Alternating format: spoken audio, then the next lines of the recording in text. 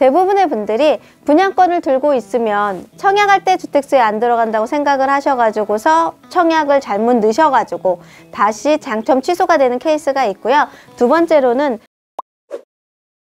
안녕하세요. 세종몽땅부동산 대표 정진숙입니다. 저는요, 네오비에서 실전 중개 과정 중에 입주권과 분양권 중개를 맡고 있습니다. 입주장 분양권 중개 시 중개사 필수 기초 지식이 있다면 무엇이 있을까요? 제가 현장에서 일했을 때 기본적으로 이 세 가지 정도는 알고 입주장과 분양권 중개시장에서 일을 하시면 되게 좋으실 것 같은데요. 첫 번째는 청약 조건입니다. 아파트 분양권에 관련된 청약 조건을 첫 번째는 알으셨으면 좋겠고, 두 번째는요, 중개 절차. 이 청약 조건에 어떻게 중개를 해야 되는지 중개 절차. 그 다음에 세 번째로는 세무를 좀 아셨으면 좋겠습니다. 그러면 첫 번째, 청약 조건은 어떠한 것들을 알고 기본적으로 알고 계시면 좋냐면, 청약을 어떻게 받았을지, 그 청약을 받게 된 계기, 그 다음에 청약을 어떠한 조건으로 받았을지, 이러한 것들을 좀 알고 계시면 거래할 때 이분이 특별공급에서 어떠한 특별공급으로 받았는지 이러한 것들을 알고 시작을 한다고 하면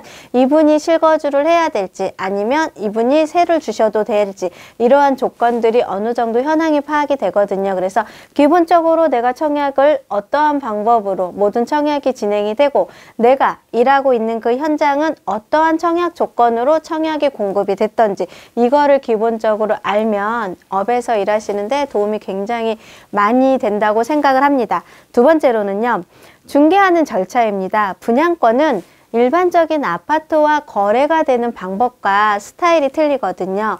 계약서 작성하는 것부터 시작을 해서 실거래 신고하고 그 다음에 건설사와 중도금의 대출과 승계라는 다양한 절차들 몇 가지가 더 있습니다. 저희가 부동산을 거래할 때와 부동산을 취득할 수 있는 권리를 거래할 때는요, 정말로 체계가 다 다르고 이 체계가 다른 것들을 제가 어떻게 알고 계획을 하고 이거를 그대로 실행을 하느냐에 따라서 고객한테 어떻게 안내를 하고 알려주고 그 다음에 이거를 이래서 매도를 했을 때 어떻게 절차를 처리를 해야 되는지 이렇게 정도를 알려주는 것을 굉장히 저는 좋다고 판단을 하고 있습니다. 그래서 부동산 중개를 하는 분양권 중개를 하는 실무 절차를 정확하게 알고 계셨을 때 필수 기초 지식이 들어간다고 보고요.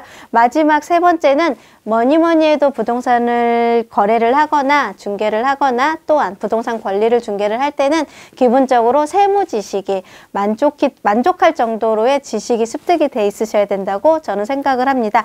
내가 이 분양권을 팔고 싶고 아니면 내가 임대를 놨을 때 과연 나한테 세금이 어떻게 적용이 되는지에 따라서 임대인, 매도자들이 움직이는 방향이 바뀌거든요. 그래서 제가 오늘 안내해드리고 싶은 이야기는 공인중개사가 입주장과 분양권에서 필수적으로 알아야 되는 기본을 뽑으라고 하면 저는 딱 이 세 가지 청약 조건, 내가 일하고자 원하는 지역의 현장이 어떠한 조건으로 청약이 진행이 됐는지의 청약 조건과 두 번째는요, 중개, 분양권을 전매를 하고 명의 변경을 하고 또는 입주장에 입주를 시키는 절차를 정확하게 알아야 된다. 세 번째는 이거를 매도를 했을 때의 세금과 그 다음에 보유를 했을 때의 세금, 나중에 부동산으로 전향이 됐을 때 했을 때의 양도소득세라든가 취득세, 보유세, 양도소득세 이렇게 알려지는 세금을 정확하게 인식을 하면 제가 봤을 때는 분양권, 입주장에서 중개를 하실 때 정말로 좋은 효과가 날 거라고 생각합니다. 분양권 중개 시 기본적으로 알아야 하는 세무 무엇이 있을까요? 분양권 중개를 할 경우에는 기본적으로 분양권도 주택수에 들어갑니다. 이 분양권이 주택수에 들어가는 거는요, 청약을 할 때도 주택수에 들어가고요. 두 번째, 내가 다른 주택을 취득할 때 다른 주택 이외에 분양권이 있어도 주택수에 들어가고 마지막으로 양도할 때도 주택수에 들어갑니다. 근데 대부분의 분들이 분양권을 들고 있으면 청약할 때 주택수에 안 들어간다고 생각을 하셔가지고서 청약을 잘못 넣으셔가지고 다시 당첨 취소가 되는 케이스가 있고요. 두 번째로는 취득할 때 내가 미분양 주택에 들어가서 청약을 받고 나서 분양권을 들고 있으신 분이 다른 주택을 취득을 하는데 그 미분양 분양사무실에서 주택수에 안 들어갑니다. 상관없습니다. 계약하셔도 됩니다. 계약을 하시고서 다른 주택을 취득할 후에 분양권이 있었다는 걸 잊어버리셔서 어느 순간 3주택이 되시면서 취득세 중과가 되는 케이스들이 있거든요.